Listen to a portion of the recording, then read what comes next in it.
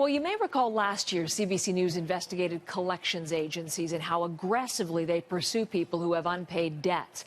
The story's got a lot of response. Our inbox, in fact, filled with emails, most of them about collectors hired by one of the biggest phone companies in the country, Rogers. Surprisingly, many of those complaints came from people who have never been Rogers customers. Our senior investigative correspondent, Diana Swain, broke that story last year. She has been tracking the new developments, and she's with me here this morning. Thank you for coming in. So many responses to your story, and some surprising stories as well. One in particular is the story of Dave Johnson. Tell us that. That one jumped off the page when we got his email. As you mentioned, he has never been a Rogers customer, and he was one of the people who contacted us to say, we don't understand how we get out from under this when someone says we owe money. Now, in Dave's case, Rogers said that he owed over $5,000, and they spread the word out to collections agencies who went after him for the money.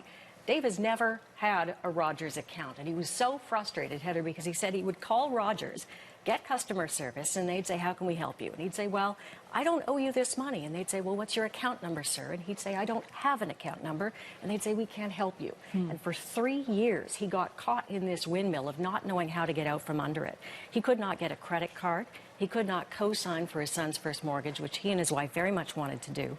He couldn't get the equity out of his own home, which was fully paid for, all because of this smear, as he calls it, on his credit rating. It said, you owe $5,000. He could not get it through to anybody that he didn't. And Rogers, after he would convince one collections agency, would hire another to go after him.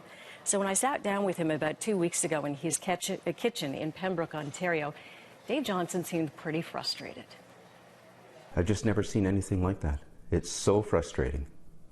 Go around and around in circles, and instead of anything being resolved, repaired, your credit's destroyed. How's your day so far? It's almost like it's a joke. It's almost like they're playing a video game with people and they could care less about the consequences. You certainly do hear the frustration there. What has Rogers' reaction been? Well, Rogers has conceded this was the wrong Dave Johnson. In his course of making phone calls, Dave determined he wasn't even the only wrong Dave Johnson they'd gone after. It's a common name, but as he says, you have to do more footwork than that to figure out whether you got the right person before you put this mark against their credit score. Rogers says that in the vast majority of cases, everything goes well. Having said that, we've certainly gotten a lot of complaints. And when we talk to the Commissioner of Telecommunications Complaints, the person that many people do go to when they're so frustrated, he said Rogers is one of the top offenders when it comes to this. And his report is due out next month. And he told us look for them to be high on the ladder of complaints yet again.